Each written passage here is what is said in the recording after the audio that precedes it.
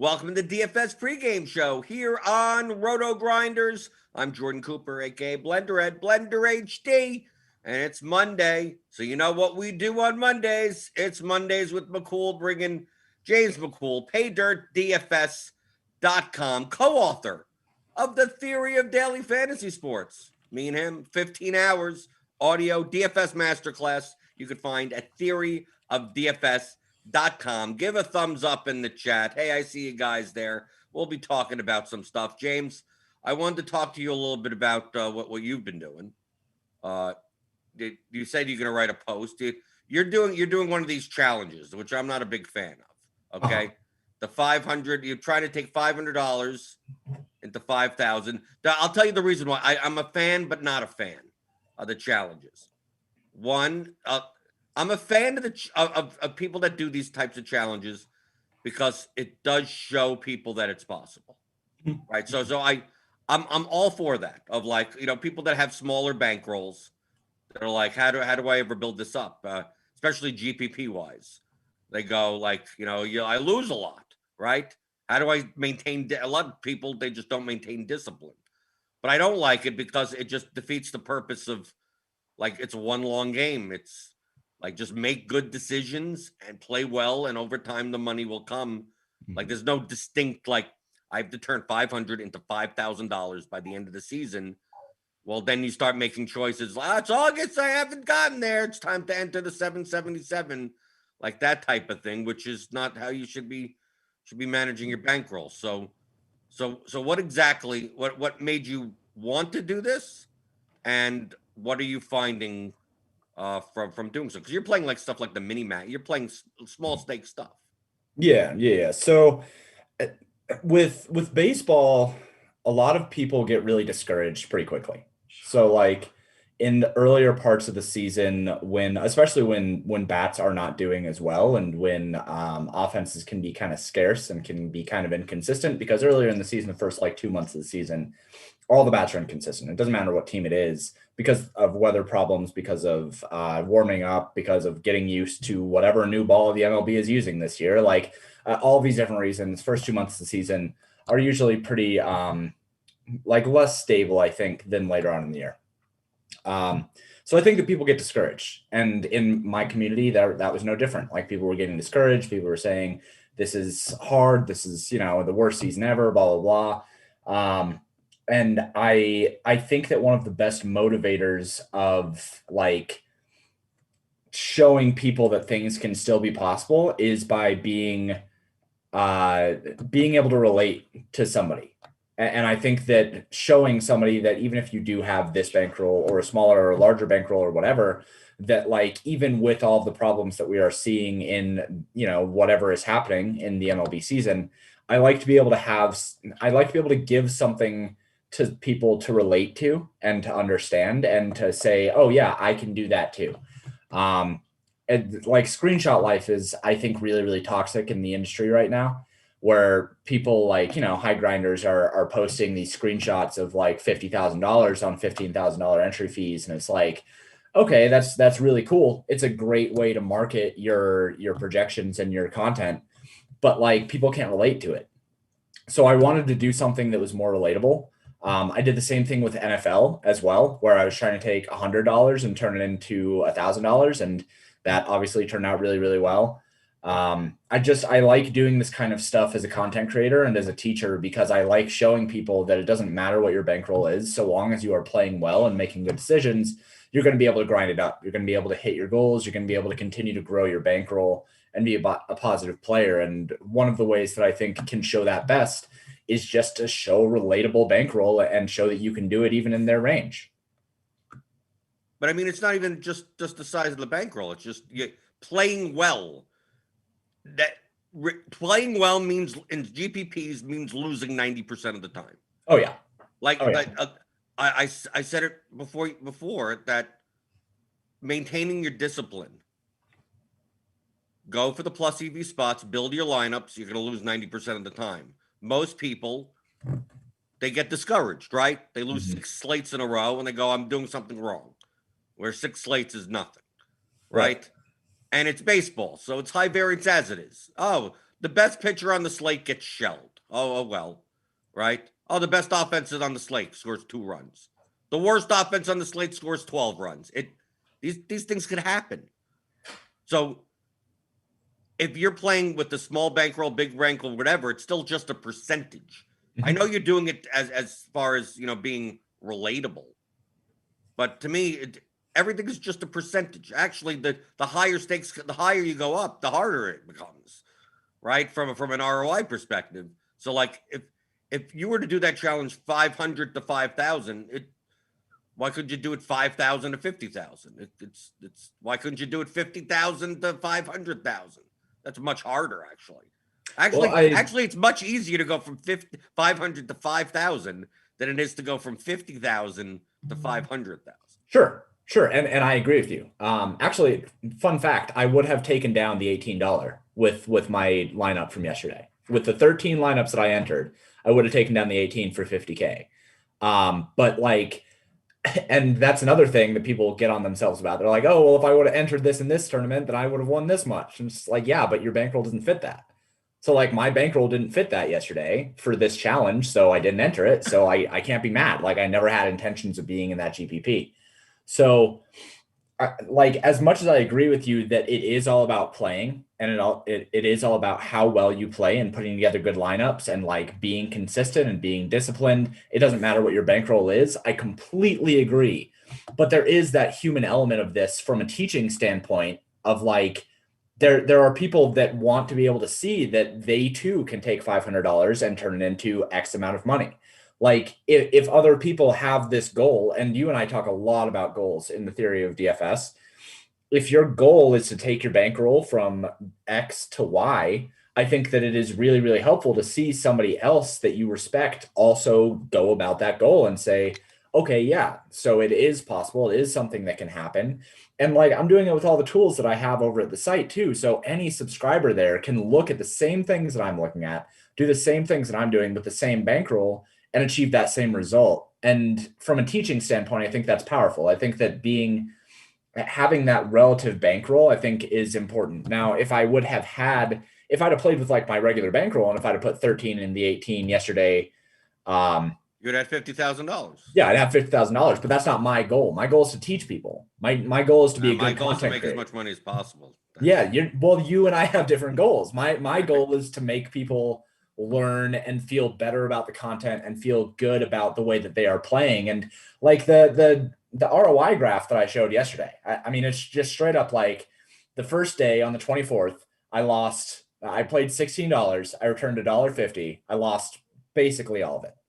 And then I kept losing. I had a small win for $30 and then I kept losing and then a small win for $30 and then like 7 slates straight of almost losing my entire bankroll.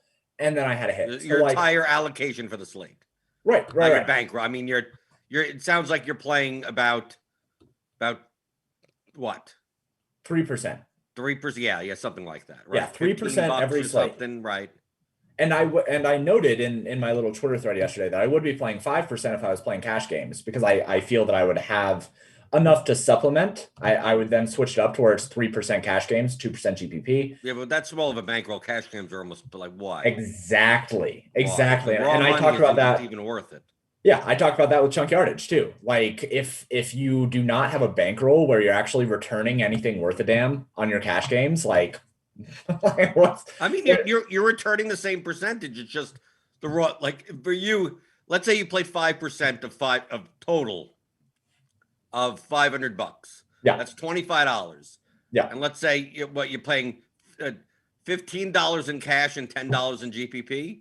Right. Like even if your ROI in cash games is, let's just say 20% because you're playing low stakes, which is really high. 20% of $10 is $2. Right. Just in the grand scheme of, and you have no upside on that. Like you have no, it's not, it's $2. It's not going to, you'd rather use that money for higher ROI, even though it's less stable. Like you'd rather play the GPP entries because that you could end up in low stakes. You could end up with 70, 80% ROIs. Obviously you're getting it all at once on occasion. Just it's not worth the raw money. No. Like when you get up to a sense of like the level that I'm playing at, the raw money is at least worth it enough. And even then, it gets questionable. Well, and even then, it's still just to supplement the GPP plays. Right. Like it's never for me. I've had this discussion in the past, but for me, cash games, the only reason to play cash games is so that you don't lose your ass in GPPs constantly. I mean, that's it. So like, I think that I'm a much better GPP player than a cash game player anyway. So why at this point in this bankroll challenge would I be dedicating anything to cash games when I think that my edge is significantly higher, especially in the stakes that I'm playing, because I'm playing like way down stakes right now. Like, why would I be taking away edge when I could just be playing my entire allocation of bankroll, of this rolling bankroll, this 3% in GPPs? Why would I dedicate any of that to cash when I feel like the upside is capped? My edge is not as good as it would be in just like grinding out these lower dollar GPPs. And that's what you're playing. So you're not playing the quarter arcade. No. That doesn't sound like, because you said 13 lineups, so it's not like you're building 100 lineups. No, because like, and this is kind of another really important point of this bankroll challenge. As a content creator that is running Counter-Strike, NBA, NHL, MLB, all these different things, I don't have the capacity to do a full MME. I just don't. Like, so are you hand building 13? Are you just hand building? I hand build when I can, and if I can't, then I'll use lineup HQ. Okay, but you're just not building 100. You just right. Like, I'm gonna play these pitchers and stack these teams and give me lineups. Yeah. So I just go off of the models that I have at the site, and I go off of the percentages to score rate plus runs, and that's how I usually allocate my team percentages. And I pretty much just let the pitcher projections go. Because I think that my pitcher projections are good, and I usually just kind of trust my projection model for that kind of thing. But I do allocate differently through the teams. But I do the same thing that I do when I'm hand building. And I say, okay, well, I want this team this much, and I'm going to pair them with these other teams. And okay, I have a lot of Dane Dunning. I should probably have a Mariners lineup in there somewhere. So I do the same thing, but like, it's just, you have to condense your choices now. I mean, I condense my choices. I have a really, really tight core, and I just don't have the time or the capacity to manage 150 lineups. And I answered that question in the community the other day too. They're like, why don't you do the 50 cent or the dime contest or something like that so you can get 150? Like, because I don't think that I would do as well if I had that many lineups to manage. I think that I would screw up the MME. I don't have time to look through the lineups. I don't have time to curate things the way that I'd need to curate them, but I can do it with anywhere between like 10 and 20. So today, now my bankroll, it started at 500. The hit yesterday brought me up to 1429. So I have $43 to play today. I will be in the $4 today, jumping up from the $1 to the $4.20 max, and then hopefully build through the 20 max up until the next hit, which who knows when that will be, because I feel like I got pretty lucky to have the first hit within 3 weeks. So I don't know how long it'll be, but hopefully I can continue playing the $4 until I have that, and then jump up to the next, which I don't even know what the next one is, probably maxing out all the 20 maxes, but we'll get there when we cross that bridge. Right. You're probably not moving up to the main GPP, which hovers between 10 and whatever, and then 10 and 18, and then the top heavy payout. And I mean, I don't even like playing that. But if I was on FanDuel, I could play the main one. Right, but I mean, that payout structure sucks also. Right, but only because it's $5, it's $4 or $5, but when sixth place is $1,000 and first place is 30,000. Oh, dude, it's brutal. It's brutal. $300 for 10th place. It's not sustainable. So is the mini max, though, to be fair, that I was just playing. And the way that I usually look at it, because I have to make a choice between like the 20 max contests and the MME contests. And the way that I usually look at it is because of the way that I build, I'm naturally going to be getting so many relative points if things go well for me, that if I'm going to have a lineup that is good enough to take down the 20 max $1, there's a very good chance that I would have taken down the mini max as well. So if the higher the prize pool is for the mini max, then it's more likely that I need to be in that contest rather than the 20 max. I mean, they're both like significantly large field contests. So I'm building the same way that I would build for one or the other, and the same way that I would build for the $4, the same way that I would build for the $18, the same way that I would build on FanDuel for those large fields. Like with the contest size and with the field and the payout structures, in these lower stakes, man, I'm building first or last anyway. So as much as it is not sustainable for me to be playing them for a significant amount of time, the way that I build, if I take one of them down, one of these low dollar contests, I'm going to take down the biggest one as well, most of the time, or at least I'm going to be like top 10 or top 15 or whatever. So that's kind of the way that I look at it. That might be a little bit flawed, but I know the way that I play and I know the way that my GPP entries go through. So Yeah, but the I field usually sizes try to are about focus on that. comparable anyway. What's up? The field sizes are about comparable anyway. So like Yeah. to me, that's not a flaw in your building. Yeah. You're not playing small field. You're not playing small field stuff. I mean, most of the time, the 20 max, the $4 20 max is almost is enough at 10,000. Large, the main GPP maybe 15,000 or something. I mean, it's like it's not that dramatic of a difference. Right. And for me, it's as soon as I get past like 5,000 entries in a contest, I'm like, all right, well, we're just going first or last. That there's really no difference for me between like this significantly huge. Well, okay. So there's a difference between like the Millie Maker, which is like what, 500,000 entries or something like that.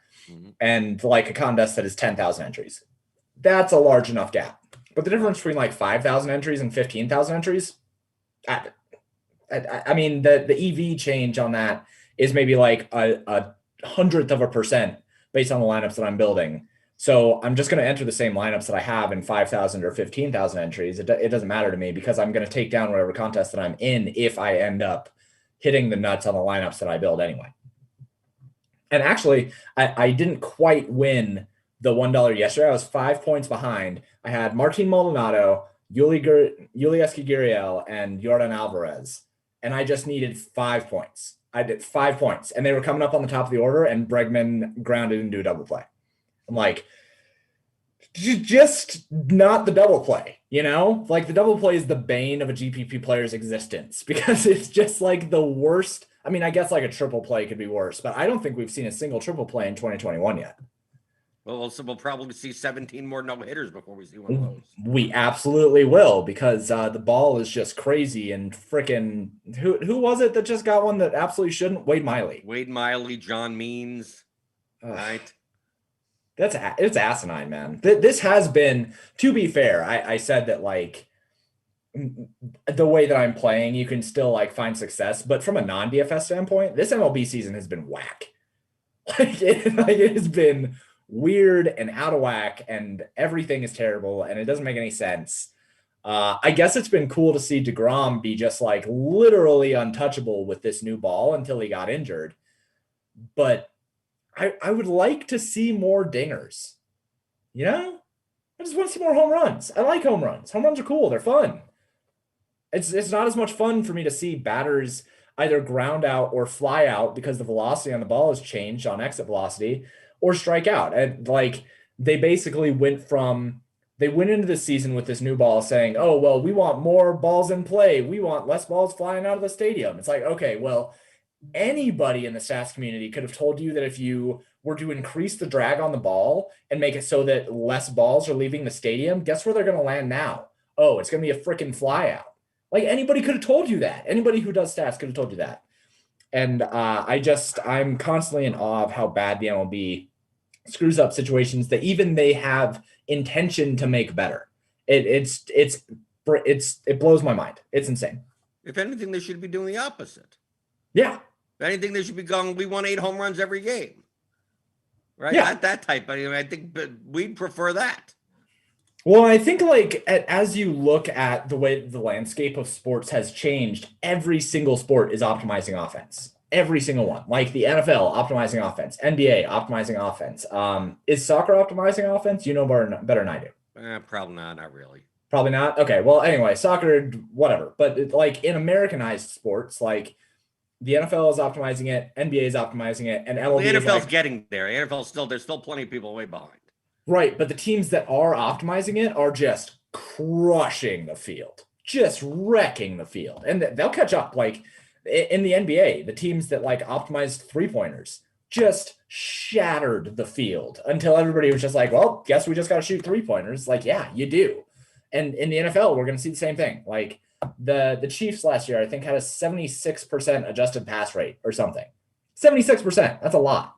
And they That's dominate. That's what it should be, though. Yeah, exactly. That is what it should be. And the rest of it, we get these new coaches in here, like, oh well, even Nick freaking Saban, or who is it that's the coach of the Jaguars now? Is it Saban? I have no idea. I don't pay attention until the day before the first slate. Anyway, new head coach of the Jaguars. Urban Meyer. Isn't Urban Meyer? Urban Meyer. There you go. Yeah, Okay. Urban Meyer.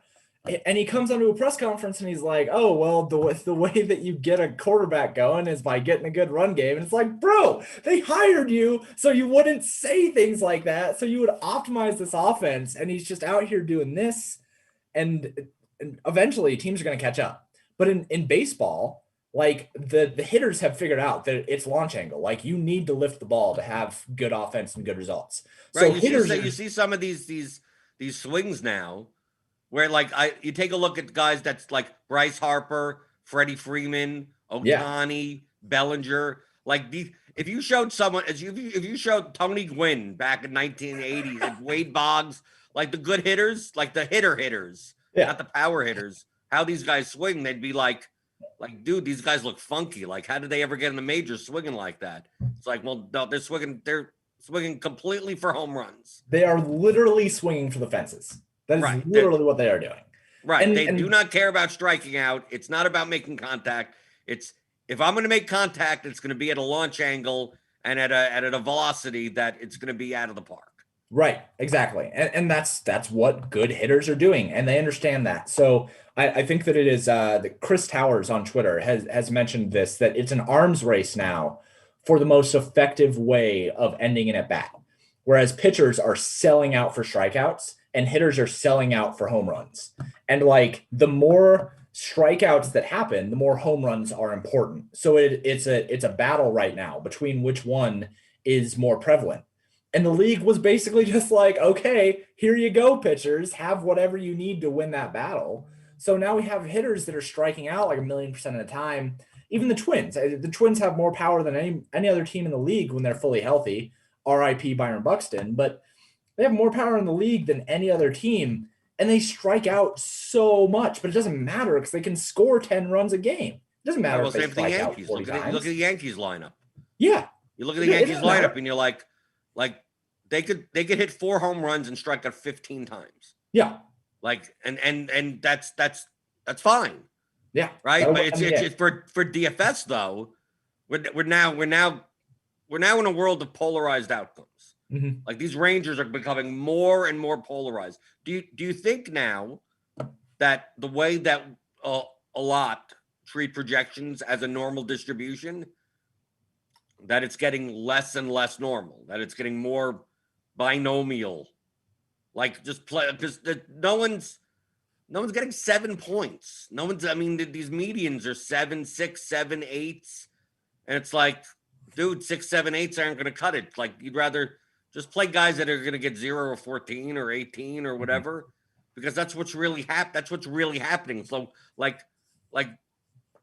do you believe on top of that the importance, I'm not saying you shouldn't do it, that the importance of stacking has gone down? It's still positive correlation. It's still you. That's what you should be doing. Mm. But because of these like 3 outcome type of at bats, these polarized ranges where it's home run, it's a strikeout or a walk or something like that, that teams are not able to necessarily rack up.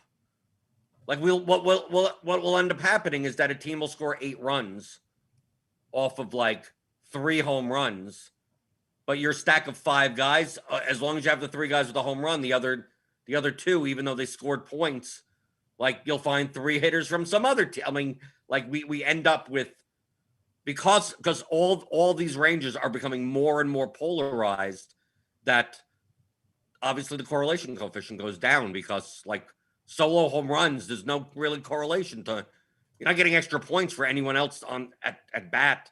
I mean, obviously the pitcher is, sucking a little bit more, but I'm not saying that people are going to take this and go, oh, this means I should stack less, I should one off. No. It doesn't mean that. It just means that when you do stack, like I I need home run hitters. We're not. The game isn't being played enough where Nicky Lopez in my Royal stack is going to end up with enough points that I'd just rather have, Dozier and Perez. Just give me all the Soler, give me all the home run hitters, and anyone else that you can't hit a home run if you're going to play a large field GPP, especially on a larger slate, you might as well X them out of the player pool. I'll disagree with that. Mainly because there is still a salary cap. You still have to be able to fit the dudes who are able to hit home runs. If you stack the Royals, you still need to be able to somehow fit Whit Merrifield, Salvador Perez, and Jorge Soler, right? Like, so if you're willing to take them and do like a 4, or I mean, I guess if you're saying that correlation is going to matter less, then you would be looking to do a 3 or 4 man stack. You still have to be able to find a way to fit that 3 or 4 man stack with something else that has the upside. But I could find cheaper hitters that have more pop and they just strike out. I mean, especially in the outfield, we see Hunter Renfroe 3K. Okay, there's a guy that could be a one-off. I mean, I'm just saying that, is it as important? Now, obviously, the reason you're stacking is, first off, all the batters are correlated. Mm-hmm. And secondly, is that you have to get less things right. You don't need the highest possible score to win a GPP. You just need the more points than your opponents. Yeah. So if I have Nicky Lopez in my line of my Royal stack and he gets 5 points, I could still win a GPP. I mean, I could still win a GPP. So, yeah. But I don't have to worry about just give me 5 Royals and I'm done. Again, right? Give me 5 Yankees. If I end up with Tyler Wade or something, then so be it. Then that's the way I fit everyone else in. Right. But going all out on 5-man stacks like that on lineup HQ, for instance, in the only in stacks functionality, what I do in relation to this argument is the OIS I put on just guys that I don't want to one-off Nicky Lopez. I don't want to one-off Fletcher for the Angels. I don't want one-off, D Gordon. He's not in the league anymore, but those types guys that need Billy Hamilton. I mean, I guess he could get there in steals. Guys that need multiple bats and need to be on base and need to go 4 for 4 in order to get a ceiling by themselves. So I'm much more likely to just, the only guys that I have as one-offs, the only guys that I have in a 3-man stack as a secondary, a 2-man stack as a secondary, are just guys with enough power. And I don't mind if they're cheap and they strike out a lot. Like to me in GPP, the strikeout rate almost doesn't even matter to batters. Oh, it doesn't matter to me at all. Right, just like I know I'm gonna have a lineup with people that strike out 30+% of the time, but as long as they can hit a home run, give it to me. Yeah.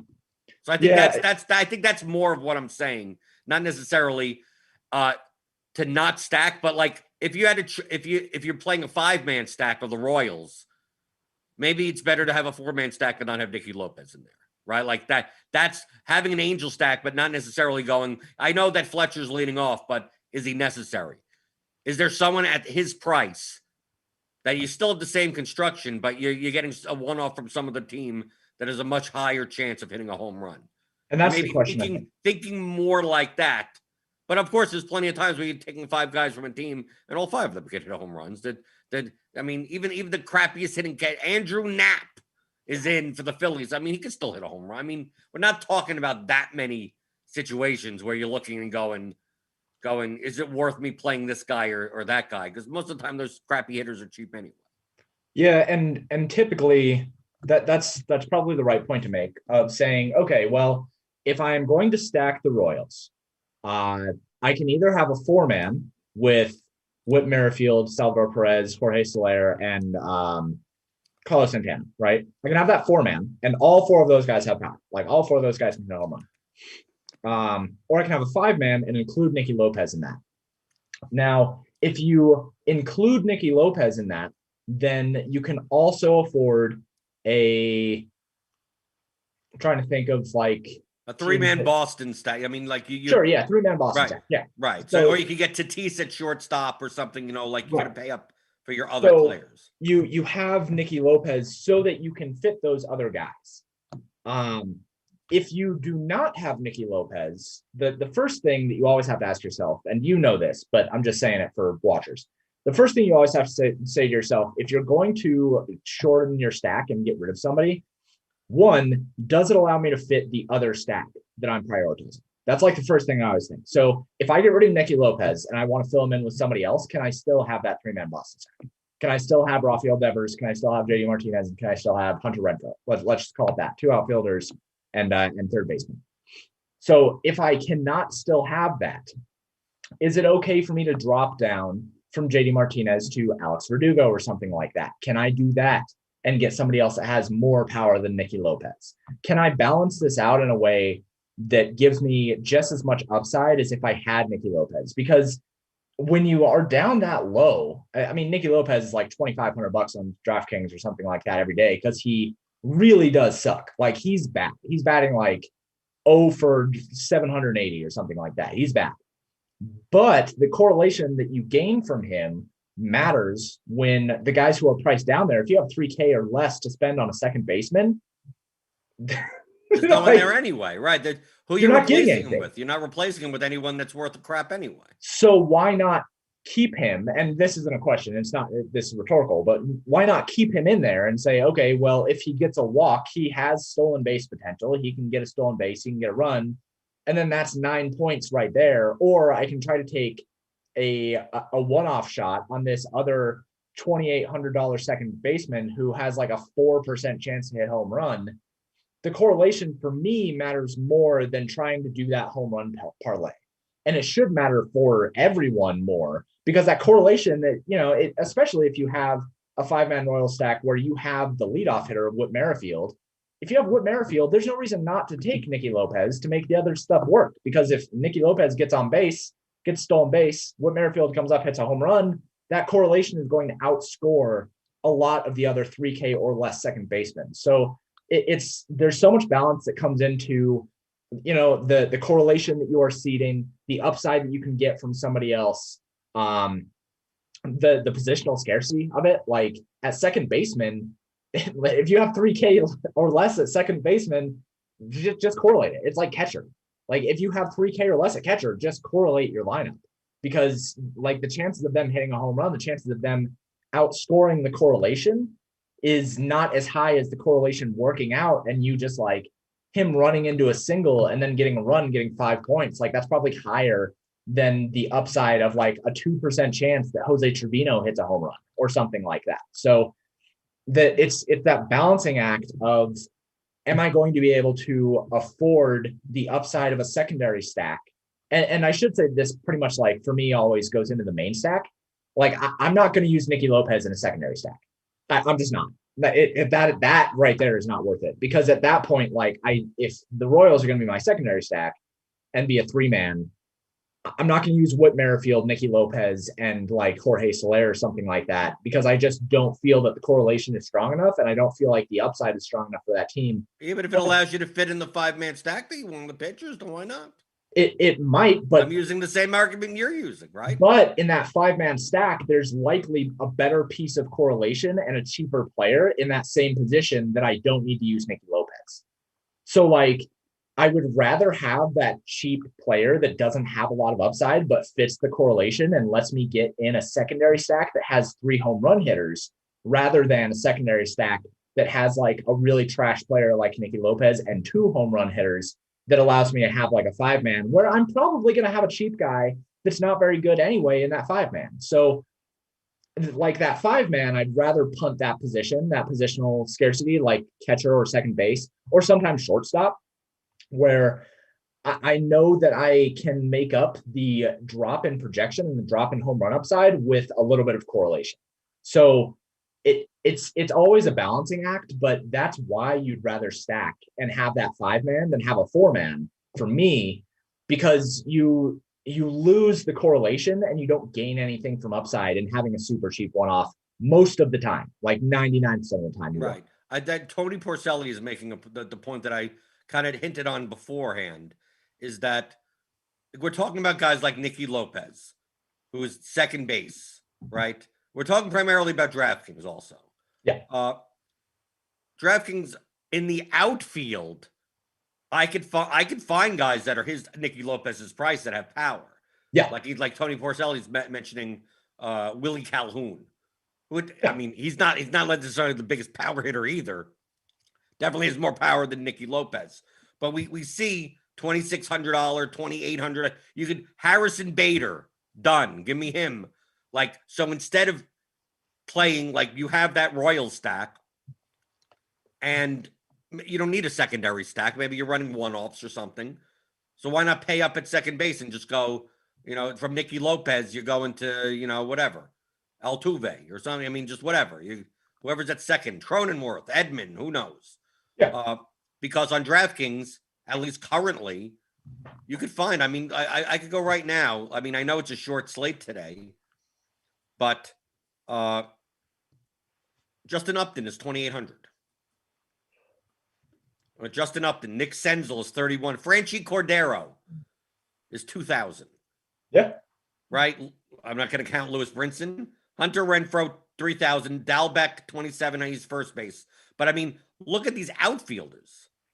Kai Tom, who just hit a home run the other day, 2,400. Daza probably doesn't have much power. Tauchman, 2,800. So, like, in the case where, like, yes, you're right. I can't find any other second baseman that have pop over a Nicky Lopez type, but I could probably find it in the outfield. So why not, instead of playing the 5-man Royal stack, play the 4-man Royal stack, pay up at second baseman for a one-off, right? In that scenario, play just a 4-3-1 or a 4-2-1-1 or something like that. Is it harder to build that way? And when you're building multiple lineups, yes. But the concept that I'm coming to is based on what you're saying. We're analyzing the fact that even more so than last year, and I'm not even counting the COVID year last year, the year before, 2018, 2019, it's been getting progressively more into 3-outcome baseball, right? It wasn't it was like that in 2018. And then it was slightly more in 2019. And now it's in 2021, and we're getting even slightly more that, if all we're going to see is, we're never going to see rallies. We're going to see strikeouts and home runs. Like, how does that affect our roster construction? And should we be thinking more so on DraftKings playing more 4-man stacks versus 5-man stacks, or on FanDuel playing more things like 3-3-2, things like that, than stacking 4-4, which a lot of the field already does? It's a little bit different because the max you could stack is 4, and 4 is perfectly fine. So, but DraftKings, you have the extra ability to stack 5. And I'm saying that maybe there are lineups. I'm not saying you never stack. Remember, it's never always or never. I'm just saying that there may be instances where if you go in and build 5-man stack, if I went to lineup HQ right now, give me 100 5-man stacks. Maybe there are 4-man stack lineups that are actually better than some of your 5-man stack lineups, only because of this 3-outcome. Like, that instead of having a Nicky Lopez in, like, just to consider those lineups and don't go, well, it's a 12-game slate and it's not a 5-man stack, so I can't play it. I'm telling you, maybe look more into those types of stacks and play a mix or something. Like, don't just automatically go to 5-man. I don't care if Fletcher or Lopez or any of these really light-hitting middle infielders are in my lineup because they're the 5th guy in a stack, where if we're going to have these priced down outfielders, maybe it's just better to just have a 4-man stack and some one-offs. Yeah, it depends on what the slate is looking at, for sure. Where what I will usually want to do is, in the scoring percentages that I have from simulations, if there's a team that has like a 45% or more chance to score 8+ runs in the simulations, I just want as much of them as possible. Right, I understand what you're saying. You make your choices easier, right? Instead of the difference between that 4-man and 5-man stack lineup is so marginal that you just rather make sure you have the right team, and whatever happens, happens. Like I view it the same way also. And it depends on the team, though. Like the Royals, I'm probably more inclined to take 4 because of Nicky Lopez. But like with Boston, I mean, you just pointed out like 12 of the Boston guys are 3K or less, and they all have power. So, but this is primarily a byproduct of the pricing. Like if DraftKings raised the minimum floor of a player to 3,500, oh, much different. Much different, right? That the only reason I'm making this case is because of that. Yeah, that's why I said this is primarily DraftKings and not necessarily FanDuel. Because when you have, I mean, look, I'm listing guys under 3K. They're mostly outfield eligible. That like Upton, Cordero, Renfro, Tom, Daza, Tauchman, Todd Frazier's 2,300 at third base. Chris Davis is back in our lives. He may be in the lineup, right? I mean, maybe we're not Ramon Urias. He doesn't do much. Michael Franco is 3,200. I mean, Adolis Garcia is still only 3,200. Which is so dumb because that's good. Moustakas is under 4K. I mean, it just seems like you could find cheap power on DraftKings. So why should you even be using those middle infielder light hitting types, regardless if it's part of your stack or not? Sure. And I think that, it's something that we need to continue to be open-minded about when we are building out stacks. And as we continue to like focus on the slate and try to figure out what the best options are. I did build yesterday. I built I built mostly 5-3, but I did have some 4-4s because, and sometimes a lot of it actually does have to do with, is there a player that's actually going to fit into this slot that plays for the team that I want to use? Like, right. There have been actually problems with that on DraftKings where I think it was a couple days ago, I literally could not stack 2 teams together because there wasn't a third baseman available. I think it was like the Angels and maybe the Twins or something like that. There was no, like, neither team had an eligible third baseman. Yeah. And they both have like 2 first basemen. So it's like, how do you can't even put these 2 teams together. Yeah. And I was looking at it like, okay, well, that destroys any hope that I have of trying to stack these teams together in a way that's correlated and like correct. But, and the other problem was that the Angels had this like screwy lineup. I think maybe Mike Trout wasn't in it or Rendon or something like that. They were missing on the IL. So I don't even know. They had Taylor Ward, right? Yeah. It was something weird. And usually what they'll do is they'll use their like super cheap third baseman who's only like 2,500. And I built for that. They didn't have the lineup out before lineup locked. So I built assuming that they would do the thing that they always do. And they didn't. So then I was screwed. Like that slate, literally I took zeros at those third basemen because by the time no swaps available. Yeah. By the time they put out a lineup, it's like, that's all that I have. That's the only option I have. So I do think that you have to have an open mind about the kind of stacks and the kind of correlations that you're putting together in the way that it relates to the upside of the hitters that you have. I will also make one more argument against it in saying that at the beginning of this, we talked about how projections are less median and more binomial. So when you are looking at projections, like you and I understand that when we see Frenchie Cordero at 2K, like he has power for a 2K person. Right. But the projection's still going to be low. Well, the projection's going to be low, but he's still really good value on RotoGrinders, right? Yeah.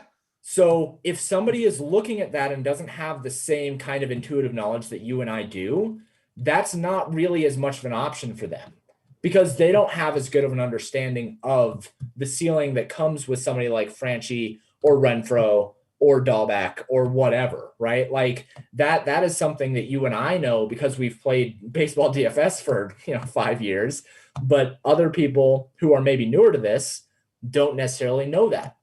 So I think there's some pitfalls when you're looking at projections and when you're looking at these values that come up yes, you and I know, and at least intermediate players a lot of the time know where they can find cheap power. But I think that it's harder for more amateur players that are coming into DFS to look at those things and build something that you could say is like a home run parlay and have these one-off hitters where you're hoping to have a home run. Like they might take Daza at 2,500 because like Daza is not a bad value, right? Like he Daza looks actually okay. projects higher median than Franchi Cordero. Right. So or like we have Juan Lagares tonight. yeah. If he plays for the Angels, he's 2,200.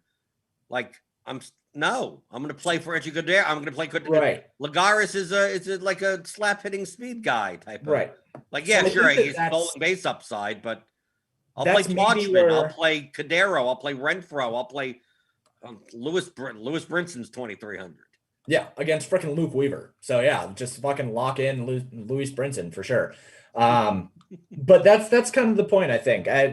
As you become to be a better player and as you become to be able to make those decisions like you and I can on the Franchi Corderos and Hunter Renfros and stuff like that, where like you see Juan Lagares projecting over Mike Topman, you're like, I'm not playing Juan Lagares over Mike Topman. As a median, but actually his ceiling, his 75th percentile is lower.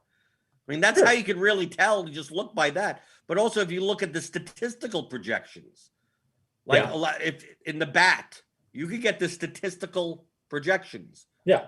Look in the home run category. That's it. Yeah. I mean, it's not that complicated because some people may have like more upside to hits and stolen bases and runs, and all those little points are adding up to that to have them technically have a higher 75th percentile outcome, right? But like, I don't care about that. I care about like I need one swing, give me a lot of points, right? That's what I'm looking for more in a one-off for GPPs. So just show me the home run column. If the home run column is 0.12 and the other guy is 0.03, I'm going for the 0.12 guy. I'm going for the guy with a 12% chance than a 3% chance. Sure. Yeah. And I hear you on that. It is an interesting discussion to have. I think that it is an interesting thought to have, and you do need to be open-minded about it in a year like this. I do want to see what happens when weather actually starts to get into actual baseball weather. And at that point, you know, everything that we just said over the last 30 minutes could just be completely mute and not matter at all, because as soon as offenses actually start to get going, we could see some really, really gaudy scores this summer.